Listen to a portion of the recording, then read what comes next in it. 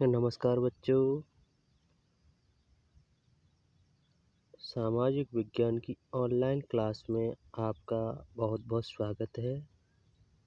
सामाजिक विज्ञान के अंतर्गत भूगोल में अध्याय चौथा है, उसमें कृषि है अध्याय का नाम। उसी अध्याय के बारे में आज हम पढ़ेंगे। ठीक है बच्चों।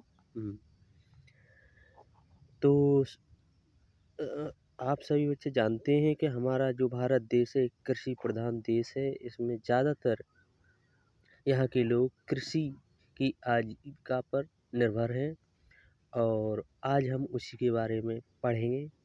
तो सबसे पहले हम पढ़ेंगे कृषि के प्रकार। ठीक है बच्चों।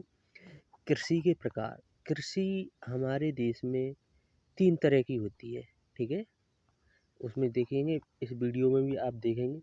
पहला है प्रारंभिक जीवन निर्वाह कृषि, दूसरा है गहन जीविका कृषि और तीसरा है वाणिज्यिक कृषि। ठीक है बच्चों, चलिए। तो सबसे पहले समझेंगे प्रारंभिक जीवन निर्वाह कृषि का क्या तात्पर्य है। ठीक है, तो हम देखते हैं प्रारंभिक जीवन निर्वाह कृषि है वो कृषि भूमि में उसके छोटे भाग पर पुराने तरीके से यानी परंपरागत तरीके से जो कृषि की जाती है उसी को प्रारंभिक जीवन निर्वाह कृषि कहा जाता है। यानी कृषि की जो भूमि होती है उसके छोटे भाग पर जो पुरानी परंपरा यानी पुराने तरीके से जो कृषि की जाती है उसी को हम कहते हैं प्रारंभिक जीवन निर्वाह कृषि। ठीक है,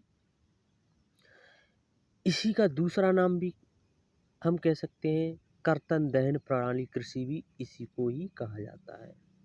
कर्तन दहन प्रणाली का कृषि का मतलब ये होता है कि ये इस तरह की कृषि ज़्यादातर जो आदिवासी क्षेत्र हैं, पहाड़ी क्षेत्र हैं, वहाँ के जो आदिवासी लोग हैं वो इस तरह की कृषि करते हैं। उसे कहते हैं कर्तन दहन प्रणाली। यानी वहाँ पर उन्होंने एक बार कृषि की तो वहाँ के जो पेड़ पौधे उनको काट करके जला दिया। ठीक है, फिर वहाँ पर कृषि की, उसके बाद उस भूमि की उर्वरता खत्म हो जाती है। फिर उस भूमि को छोड़ करके कहीं दूसरे स्थान पर इसी प्रकार से पुनः खेती करते हैं। तो इसी को कहा जाता है कर्तन दहन प्रणाली कृषि कहा जाता है। ठीक है, और हमारे देश में इस कृषि को कई एक नामों से जाना जाता है। देश के अलग अलग भागों में अलग अलग नाम से जाना जाता है। जैसे आसाम है, मेघालय है, मिजोरम है, नागालैंड है। यहाँ पर स्थानांतरण कृषि भी कहा जाता है और झूम कृषि भी इसे कहा जाता है। ठीक है, मणिपुर में पलामू और अंडमान में दीपा कृषि भी इसी को कहा जाता है। और छत्तीसगढ़ के बस्तर जिले में भी प्रारंभिक जीवन निर्वाह कृषि को दीपा कृषि कहा जाता है। तो ये हमारा पहला हिस्सा हो गया प्रारंभिक जीवन निर्वाह कृषि। चलिए ये देख लीजिए एक बार। ठीक है, अब हम नंबर 2 पर आते हैं। नंबर 2 बताया था मैंने गहन जीविका कृषि। ठीक है, ये कृषि का दूसरा प्रकार है। चलिए इसके बारे में हम समझते हैं।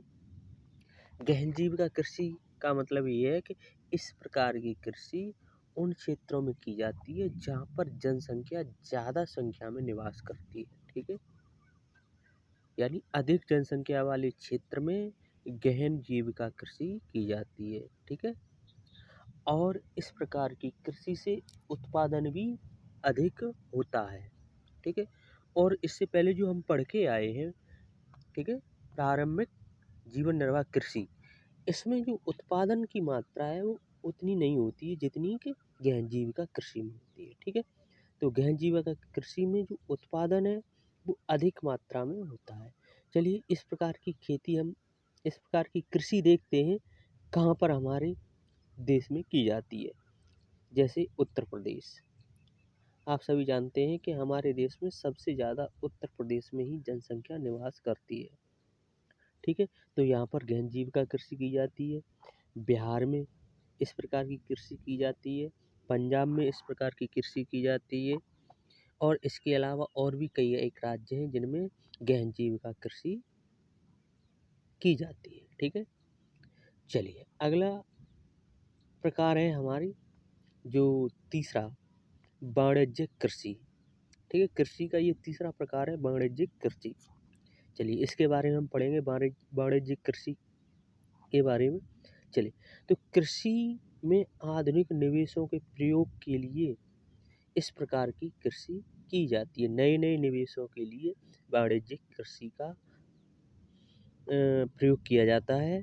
ठीक है, और इसमें भी जो उत्पादन होता है वो अधिक मात्रा में होता है। ठीक है, अत्यधिक पूंजी एवं श्रमिकों की जरूरत रहती है। ठीक है, इस प्रकार की खेती में जो श्रमिक हैं यानी मजदूरों की संख्या, ज़्यादा मजदूरों की आवश्यकता पड़ती है और इसके अलावा पूंजी भी ज़्यादा लगाई जाती है और इसमें लाभ भी अधिक होता है। इसमें देखेंगे हमारे देश में कौन कौन सी फसल हैं जो वाणिज्यिक कृषि के अंतर्गत आती हैं। जैसे चाय है, कॉफ़ी है, रबड़ है, गन्ना है, केला है आदि। ये रोपण फसलें हैं और ये वाणिज्यिक कृषि के ही अंतर्गत आती हैं। ठीक है, और इस प्रकार की फसलों की मांग हमारे देश में बहुत अधिक मात्रा में है। ठीक है, तो आज के लिए बस इतना ही बच्चों। और इस तरह से आज हम समझ गए होंगे कि अध्याय 4 में जो कृषि पाठ है उसमें हम कृषि के प्रकार समझ गए, कौन कौन सी कृषि हमारे देश में की जाती है। तो एक बार पुनः हम बता दे रहे हैं आपको। प्रारंभिक जीवन निर्वाह कृषि ये पहला नंबर है, दूसरा नंबर है गहन जीविका कृषि और तीसरा है वाणिज्यिक कृषि। तो इस प्रकार से हमारे देश में 3 प्रकार की कृषि क्रियाएं की जाती हैं। ठीक है, और आज के लिए बस इतना ही। अब हम मिलेंगे नेक्स्ट वीडियो में, तब तक के लिए ठीक है।